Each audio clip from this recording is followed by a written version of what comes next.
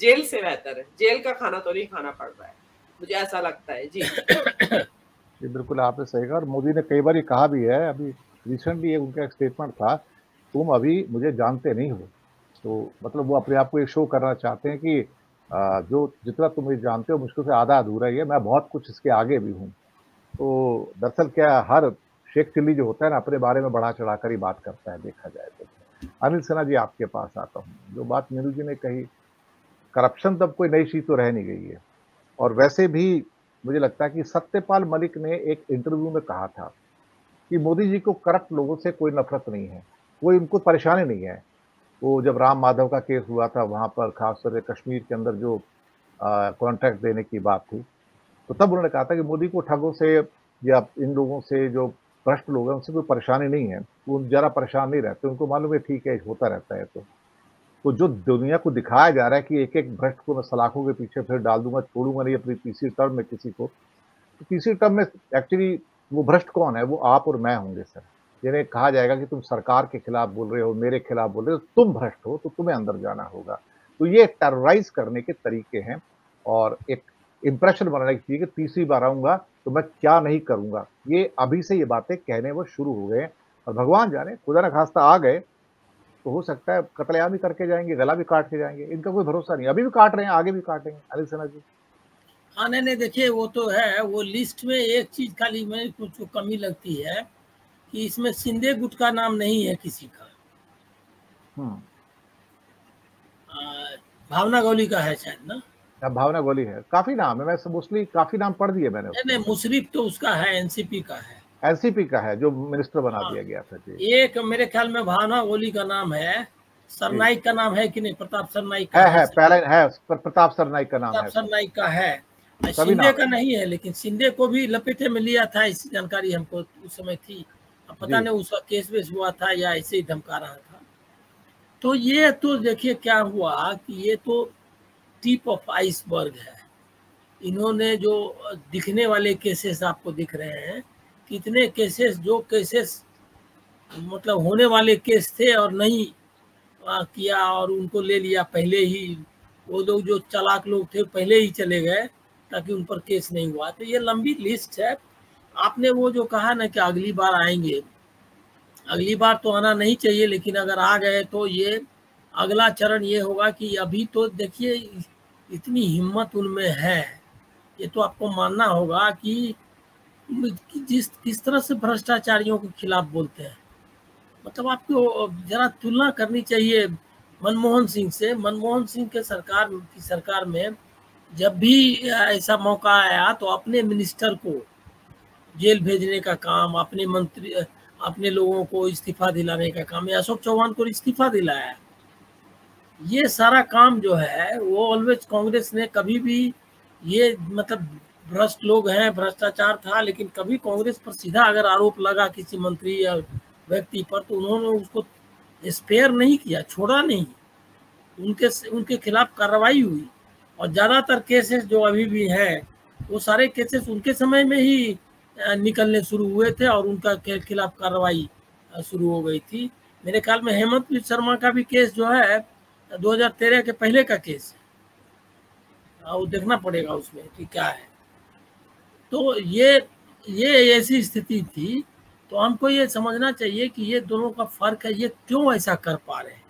इसीलिए कि इनको लग रहा है क्या कि एजेंसी सब साथ ले लिया, मीडिया सबसे बड़ा जो है ना, ये जो धोखा हो रहा लोकतंत्र के साथ, ये है उसका सबसे बड़ा मतलब बड़ा, जिसको दोषी कहिए, सबसे बड़ा अपराधी वो है गोदी मीडिया, जिसको आप मेन स्ट्रीम मीडिया कहिए, वो इसका सबसे बड़ा अपराधी है।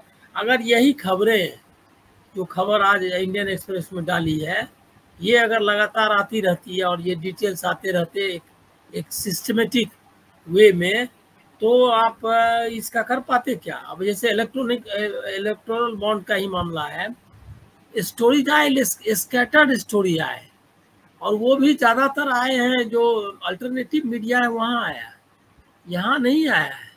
मतलब मेन स्ट्रीम में भी अभी भी जैसे अरविंदो फार्मा का खेल है या ये है, टुकड़े टुकड़े में आए इनके ये स्टोरी।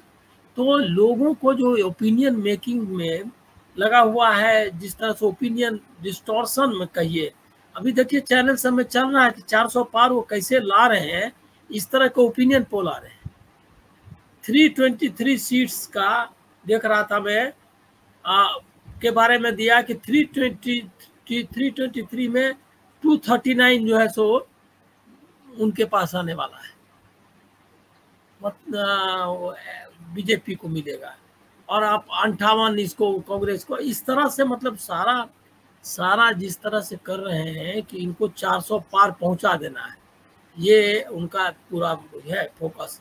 तो इसमें दिक्कत क्या है कि ये इसका असर होता है, ये मत समझिए कि नहीं होता है। जो नैरेटिव पूरी तरह बनती है वो कहीं न कहीं होती है, लेकिन मुझको लग रहा है कि दरकने लगा है क्या कि ये जब बोलते हैं भ्रष्टाचारी और तुरंत आता है कि अजीत पवार आपके साथ है, आपके साथ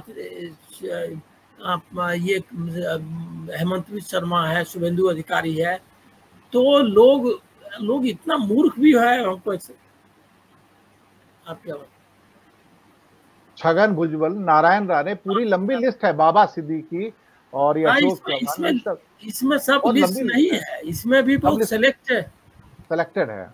हाँ, सेलेक्ट लिस्ट है ये लिस्ट जो है कॉम्प्रिहेंसिव नहीं है, और इसमें कई बड़े लोगों का नाम छूट गया है, बहुत मतलब इम्पोर्टेंट लोगों का।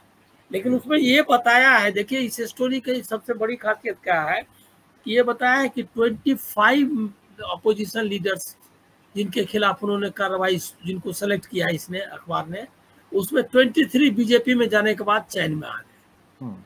ये एक है क्या कि जो स्केल है और जो रेशियो है उसको उसने बता दिया है कि 98.99% जो है लोगों को मुक्त कर दिया आपने, और कुछ लोग जो बच गए हैं वो वही कि जो अभी मीनू जी कह रही थी कि पूछ दबा के रखना है, वो वाला काम हुआ है कि पूछ दबा के कुछ लोगों को रखा हुआ है। तो हमको लग रहा है क्या कि जो असर तो होगा, ये स्टोरी कम से कम इंडियन एक्सप्रेस को इसके लिए ये करना चाहिए, मतलब उसके देना चाहिए उसको बधाई या शुभकामना कि कम से कम आप ऐसे वक्त पे आपने उसको उठाया, तो कम से कम इस मुद्दे को, ये कोई कम बड़ी बात नहीं है, क्योंकि उसको उजागर करना, तो इसका तो असर होगा। ये धीरे धीरे ये हमको लग रहा है कि भ्रष्टाचार के मुद्दे पर ही अब विपक्ष को सिर्फ वो सब बेरोजगारी वगैरह सब मुद्दा उठा रहा है, ठीक है, भ्रष्टाचार के मुद्दे को ही पकड़ना चाहिए और उनको इसमें डरना नहीं चाहिए। उनके पास भी थोड़ा सा वीक, उनका कहता ना आपके पांव कमजोर होते हैं, इसीलिए कि कई लोग उनके पास भी ऐसे रहे हैं जिनको डिफेंड करना उनके लिए मुश्किल है, लेकिन ज़्यादातर तो साफ हो गई है, सफाई हो चुकी है। तो ये बीजेपी ने तो उनके घर का कचरा जो है अपने घर में ले लिया है, तो अब मतलब आसान है आपका, अब ज़्यादा साफ सुथरा घर है इनका, क्या कहते हैं विपक्ष का। तो वो हमको लग रहा है क्या कि इस इशू को जो राहुल गांधी उठा भी रहे हैं, राहुल गांधी का फोकस देखिए शुरू से जो फोकस जो अभी पॉलिटिक्स है विपक्ष की या जो देश की राजनीति का जो मुख्य स्वर है, वो उसको उन्होंने लंबे समय से बहुत टाइम लगा और उसमें बहुत सारे अप्स एंड डाउन्स आए, जैसे कि इलेक्टोरल बॉन्ड अगर नहीं आता तो हम इसकी कल्पना नहीं कर सकते थे इतनी मजबूती के साथ उनकी बात का ये रहता, वजन रहता, लेकिन अब उनकी बात का वजन बढ़ गया इसके आने के बाद। जी आपने बिल्कुल सही कहा, और आप चाहें तो बीच में साइन अप कर सकते हैं, हम अपना प्रोग्राम कंटिन्यू रखेंगे, और अगर आपका कोई और प्रोग्राम है तो आप जाना चाहें साइन अप करके तो जा सकते हैं, नहीं तो एक प्रश्न आप इजाज़त देंगे तो आपसे और ले लेंगे, आपसे खास तौर से अगर आप कहेंगे तो। वो ये है कि केजरीवाल प्रकरण के अंदर कोर्ट के अंदर आज भी कार्रवाई चल रही थी। हालांकि उम्मीद तो कम है कि हाई कोर्ट या कोई भी लोअर कोर्ट इस समय पीएमएलए के केसेस के अंदर बेल दे देगा। जितने भले ही स्ट्रॉन्ग आर्गूमेंट वहाँ पे अभिषेक मनु सिंह भी करते रहे, लेकिन ऐसा लगता है कि जैसे अदालतों ने भी अपना एक मन बनाया हुआ है कि लोअर कोर्ट्स में, इंक्लूडिंग हाई कोर्ट की बात करूंगा, कि वो बेल देंगे ही नहीं देंगे, और अल्टीमेटली आपको ड्रैग करके फिर सुप्रीम कोर्ट जाना पड़ता है, और फिर सुप्रीम कोर्ट के अंदर जाके आपको बेल मिलती है। आज भी जो आर्गूमेंट दिए गए वहां पर इतने उल्टे सीधे दिए गए हैं जिसका मेन मुद्दे से कोई ताल्लुक ही नहीं था, और पूरी ईडी की जो टीम थी, वहाँ बैटरी थी उनकी, वो घुमाने के चक्कर में थी कि ऐसा है, वैसा है, लेफ्ट और राइट है। जो मुद्दे की बात वो करते ही नहीं थे कि भाई पैसा कहाँ है, ट्रेल कहाँ जा रही है। जबकि अभिषेक मनु सिंघवी ये फँसा रहे थे कि ट्रेल तो बीजेपी की ओर जा रही है। ये बात हुई है आज। तो मेरे ख्याल से स्वर्णलता है वहाँ पर जो जस्टिस है।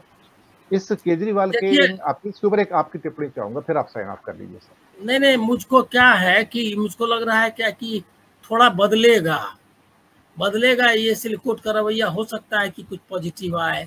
इसके पीछे मुझको एक वजह दिखती है क्या कि जो संजय सिंह के केस में जिस तरह का स्टैंड लिया मतलब सुप्रीम हाईएस्ट कोर्ट ने, तो उसके बाद हमको लग रहा है क्या कि थोड़ा रवैया में जो लोअर कोर्ट का रवैया भी बदलेगा। मतलब कि क्योंकि अभी तक सुप्रीम कोर्ट की तरफ से पीएमएलए के केसेस में जो है वो कोई मतलब मदद नहीं मिल रही थी अपराध लोगों को। थोड़ा एक दो डिटेल्स आए भी, लेकिन ज़्यादा मदद नहीं मिल रही थी। तो इसीलिए उसके कारण लोअर कोर्ट में आसान था।